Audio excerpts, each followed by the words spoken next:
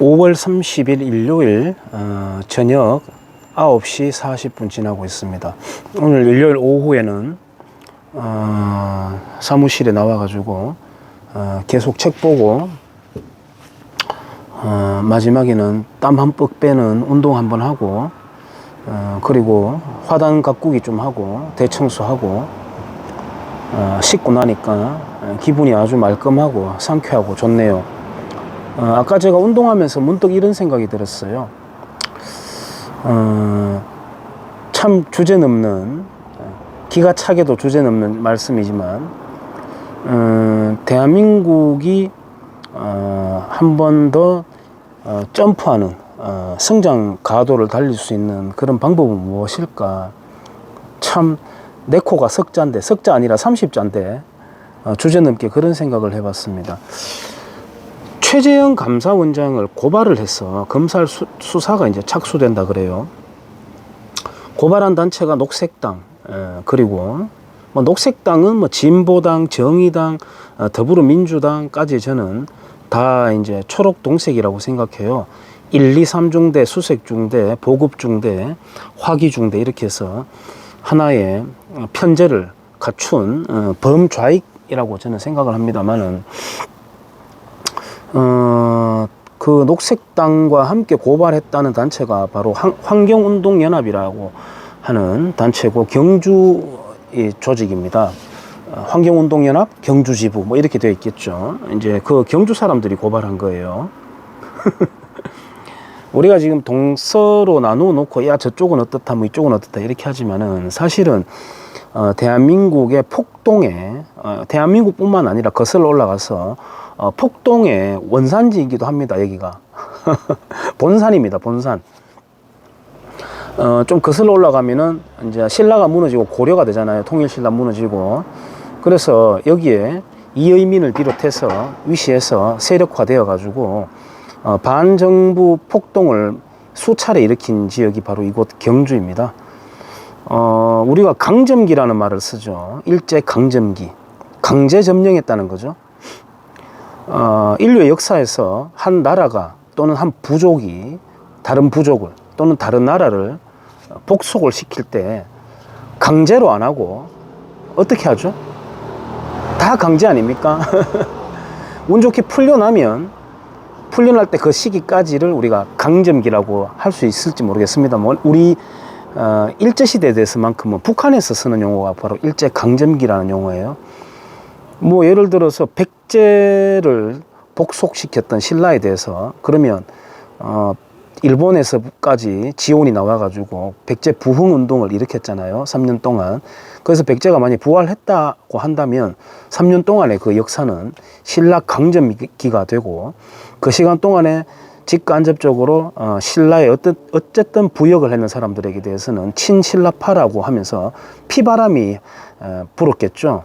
그래서 강점기라고 하는 말 자체가 웃긴 말인데 어쨌든 이제 그 신라가 이제 무너지고 고려가 되니까 신라 사람들 경주 사람들이 이제 반란을 많이 일으켰습니다.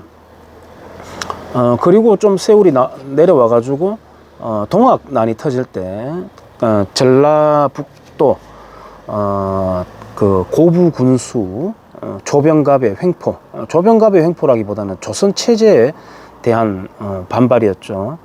그래가지고 이제 터져 나왔는데 밀라는 근본적으로 미션이 없습니다. 밀라는 근본적으로 미션이 없습니다.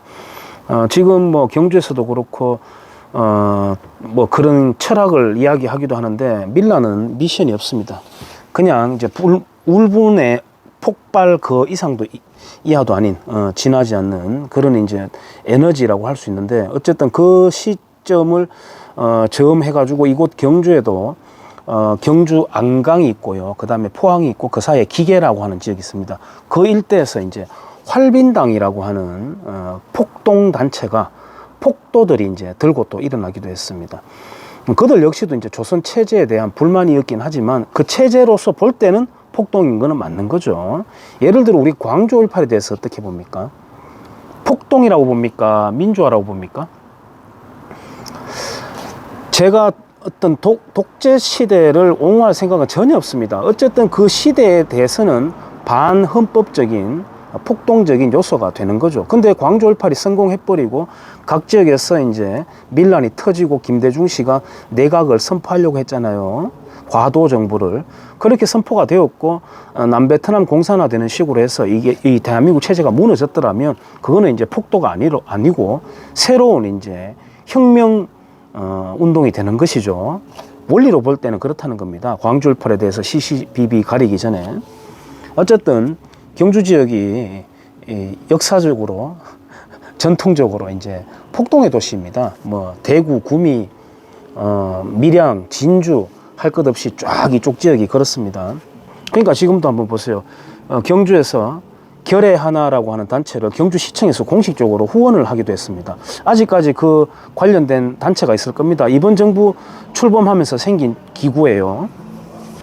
결의 하나라고 하는 단체는 김정은 환영위원회, 국가부 안법 폐지 뭐 이런 데 앞장서는 그런 단체예요. 그리고 간첩 신영복 글씨체가 쓰여지고 있다라고 모르면 몰라도 알려줘도 괜찮다라고 공무원들이 두둔하는 그런 도시가 이곳 경주이기도 합니다. 저는 최근에 이제 나이가 좀 먹어가면서 경주에 있다 보니까 숨이 한 번씩 콱콱 막힙니다. 정말로 숨이 콱콱 막혀요. 내가 일찌감치 좀 이렇게 됐더라면 좀 더 큰 데로 가가지고 좀 살아봤을 걸, 이런 생각을 할 정도로 경주 시민들을 제가 다 비하하고 이곳 지역을 그렇게 하는 게 아니라 너무 구태하다라는 생각을 굉장히 많이 갖고 있습니다만, 제가 이런 말씀 드리는 거는 다른 지역을 우리가 폄하하고 조롱할 자격이 전혀 없다는 걸 말씀을 드리는 거예요. 5.18 이야기 나왔으니 망정인데, 이준석이라고 하는 그 국민의힘에 지금 뭐 전당대회를 하고 있죠. 그 당대표로 아마 출마를 했는가 본데 압도적으로 인기를 얻고 있다 그래요. 그 이준석 씨가 전라도에 가가지고 연설을 하는 걸 얼핏 들어보니까 자기는 85년생인가요? 87년생인가요? 자기가 어쨌든 광주 5.18 터지고 난 뒤에 태어났기 때문에 자기의 역사인식 속에서는 광주 5.18은 폭동은 사태도 아니고 더더욱 폭동도 아니고 오로지 순결한 민주화 운동 그 자체로 자기는 인식하고 있다, 이렇게 이야기를 하더라고요. 그 똑똑한 사람이 굉장히 비논리적인 말을 내뱉는 순간이었어요. 어떤 역사적인 사건이 있고 그 뒤에 태어난다면 그러면 어떻게 됩니까? 어떤 정해진 플롯 그대로 따라가게 되는, 그렇게 되는 겁니까? 우리 역사라고 하는 것은 항상 내가 태어나기 전에 일어난 일입니다. 그래서 그걸 다시 한 번 더 조명하고 다시 여러 가지 자료들을 복합적으로 살펴보면서 공부도 하고 이렇게 하는 자세를 가지는 게 저는 맞다고 봐요. 물론 이준석 씨가 정치적인 레토릭으로서 그런 말을 구사를 했다라면 굉장히 지혜롭다라고도 할 수 있어요. 제 영상을 봐오신 분들은 그게 지금 지혜의 문제냐, 정치적인 레토릭의 문제냐, 진실의 문제잖아 라고 갑자기 저한테 짜증을 부리실 수도 있겠어요. 저 역시도 답답한 구석이 있습니다만은 현실은 지금 현실입니다. 현실 돌아가고 있는 건요, 돌아가고 있는 건 그렇지 않다니까요. 그러면 오늘 이준석 씨도 그런 말을 했어요. 미얀마 사태에 대해서만 이야기하지 말고 북한 인권에 대해서도 말하고 홍콩 사태에 대해서도 같이 말하자. 아주 좋은 지적이었어요.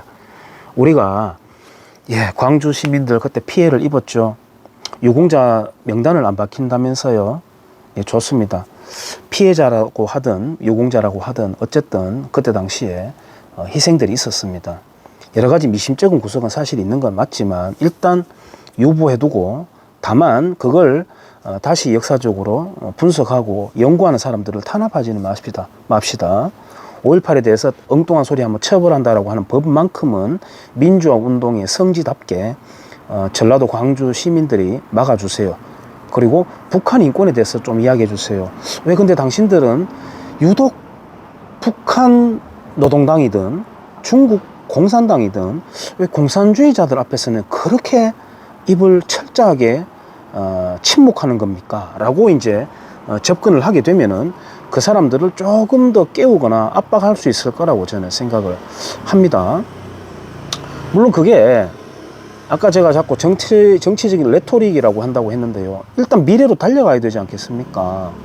대한민국 더 이상 여기서 좌경화되는 걸 막으려면 윤석열이라도 뽑아야 되고 유승민이라도 뽑아야 되는 거 아니겠습니까? 정말 예? 오바이트가 쏠리는 그런 말이지만 어쩔 수가 없습니다. 현실만큼은. 그러면 불씨를 남겨놓고 간다는 거죠. 2차 대전의 불씨가 바로 6.25 전쟁이었죠. 2차 대전을 일으켰던 이탈리아, 독일, 일본 이렇게 이런 나라들에 대항해서 소련과 미국이 어쩔 수 없이 힘을 합쳤듯이, 그리고 난 뒤에 다시 둘이가 붙는 게 이제 한반도에서의 격돌이었지 않습니까? 그렇게 불씨를 남겨놓고 가게 되는데, 그렇다 하더라도 지금 좌경화를 막기 위해서는 어쩔 수 없다. 예를 들어서 야, 그런 거 절대 안 된다. 진실을 위해서는 그런 타협은 안 된다. 너무나도 비겁한 타협이다.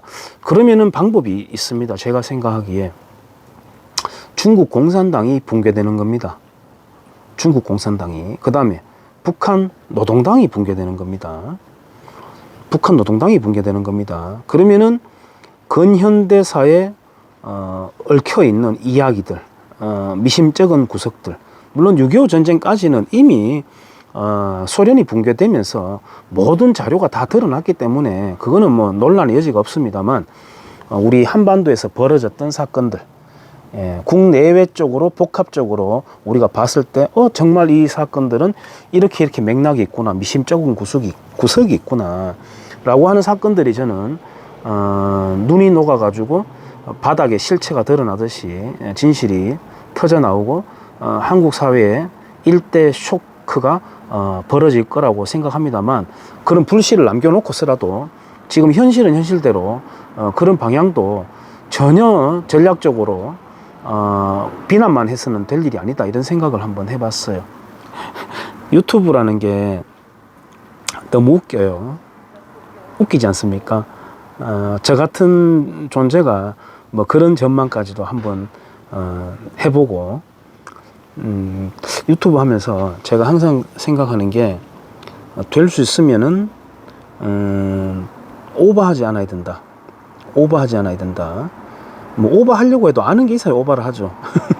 어쨌든 오버하지 않아야 된다라는 조심성을 늘 갖고 있는데, 오늘은 살짝 오버된 것 같습니다. 특정 정당에 대해서 비판할 때는 그런 건 있어야 된다고 생각해요. 멤버십이냐 아니냐. 멤버십을 갖고 있으면서 비판할 게 있고, 국가의 일원으로서, 국민으로서 비판해야 될 게 있기 때문에 그건 좀 구별해서 하는 게 맞다고 생각이 되고, 아까 이준석 씨의 그런 레토릭을 보면서 제가 생각하건대, 대통령이라고 하는 특정 정당에서 배출된 이제 소속 정당이 있죠. 출신이 있는데, 대한민국 역대 대통령 사진을 다 걸어버려야 된다, 차라리. 예, 지금은 이쪽 저쪽 나누어 가지고 걸지 않습니까? 근데 김영삼 대통령은 어디에 걸어야 되는지 모르겠어요. 김영삼 대통령 사진은 사실 더불어민주당에 걸어주는 게 차라리 더 맞는데, 어쨌든 다 거는 겁니다. 뭐 국민의힘이라고 하는 정당도 좋고 다 좋습니다. 어느 정당이든 그걸 먼저 선점해서 다 걸어버리는 겁니다.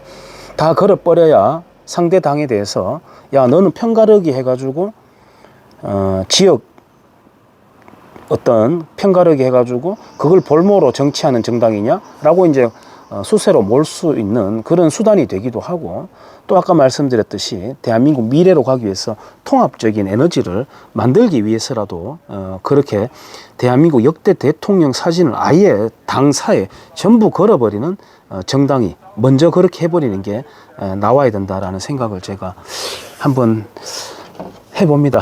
여기까지 하겠습니다.